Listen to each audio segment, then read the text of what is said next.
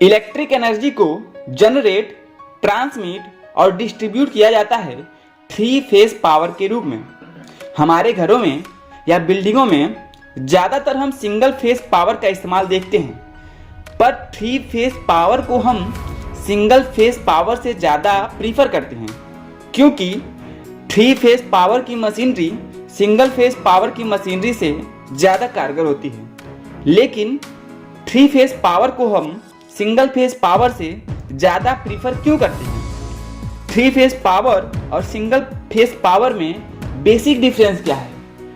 3 phase और single phase power के बीच difference जानने के लिए, वो भी बहुत ही सिंपल लैंग्वेज में, तो मैं आपसे बोलूँगा कि आप इस वीडियो को अंत तक देखें। इस वीडियो को देखने के बाद आप जान पाएंगे कि 3 फेज और सिंगल फेज कैसे जनरेट होता है।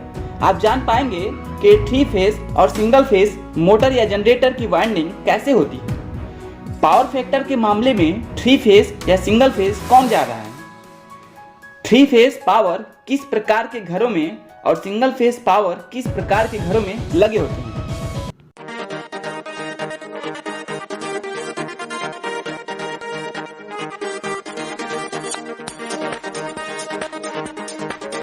सो फ्रेंड्स, 3 फेज पावर को समझने से पहले हमें इस सिंगल फेज पावर को समझना होगा।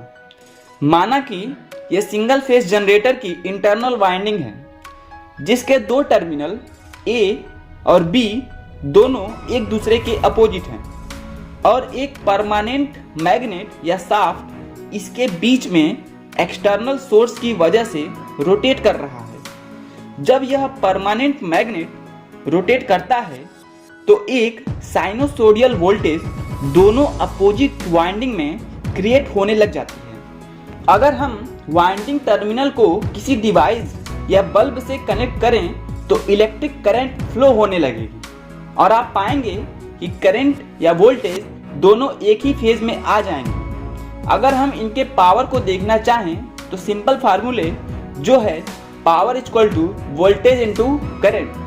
वोल्टेज और करंट को आपस में मल्टीप्लाई कर दें तो हमें इसका रिजल्टेंट पावर मिल जाएगा, जो कुछ इस तरह दिखेगा।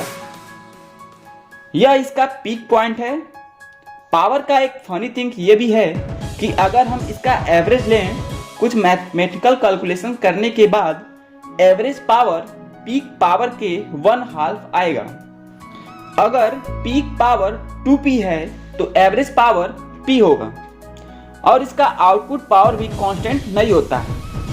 हम सिंगल फेज के बाइंडिंग टर्मिनल में दोबारा देखें तो अगर हम 2 और अपोजिट वाइंडिंग इसमें ऐड कर दें जो B1 B2 है, तो हम देखते हैं कि A1 और B1 के बीच 90 डिग्री का एंगल बना रहा है। इंटरेस्टिंग बात यह है कि जब परमानेंट मैग्नेट A1 A2 के डायरेक्शन में हो रहेगा तो केवल A1 A2 के वाइंडिंग से ही वोल्टेज या करंट क्रिएट होगा, और जब परमानेंट मैग्नेट B1 B2 के डायरेक्शन में आएगा तो B1 B2 से होगा, क्योंकि मैग्नेटिक फ्लक्स जिसको कट करता है उसी से इलेक्ट्रिक करंट फ्लो होता है। और जब दोनों प्रकार की वाइंडिंग जो हैं A1 A2 B1 B2 जब एक साथ वोल्टेज या करंट क्रिएट करेंगी तो कुछ इस प्रकार का ग्राफ आएगा, जिसे हम 2 फेज पावर बोलते हैं। और हम इनके पावर के ग्राफ को देखें तो पाएंगे कि एक फेज का जब पीक है तो दूसरे फेज का ट्रफ आ रहा है, या एक फेज का मैक्सिमम पावर आ रहा है तब दूसरे फेज का 0 पावर आ रहा है। अगर इन दोनों पावर को हम ऐड कर दें तो पाएंगे कि एक कांस्टेंट पावर मिल रही है। पर 3 फेज पावर को समझने से पहले हम देखेंगे कि 2 फेज पावर में 2 और वाइंडिंग जो हैं C1 C2 को ऐड कर दें, जो 120 डिग्री एक दूसरे से एंगल बना रहा है। जब परमानेंट मैग्नेट रोटेट करेगा इन वाइंडिंग के बीच में से तो सेम वोल्टेज या करंट तीनों प्रकार की वाइंडिंगों से मिलेंगे। इस ग्राफ से थोड़ा और क्लियर हो जाएगा। A1 A2 की वाइंडिंग से B1 B2 की वाइंडिंग से 90 डिग्री का शिफ्ट और B1 B2 की वाइंडिंग से C1 C2 की वाइंडिंग की 90 डिग्री का शिफ्ट एंगल मिल रहा है। जब इन तीनों प्रकार के वाइंडिंगों को ऐड कर देंगे तो हम पाएंगे कि एक कांस्टेंट पावर जो 1.5 P का मिलेगा, जो 0.5 P के सिंगल फेज से ज़्यादा है।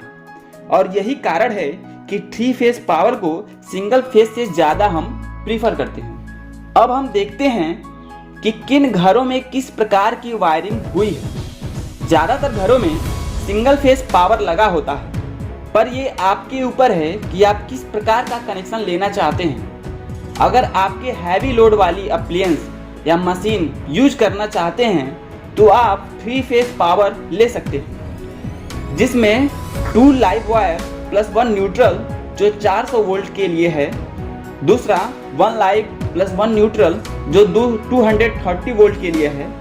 फ्रेंड्स, इस वीडियो में इतना ही था। अगर आपको यह वीडियो अच्छा लगा हो तो चैनल को सब्सक्राइब करना ना भूलें।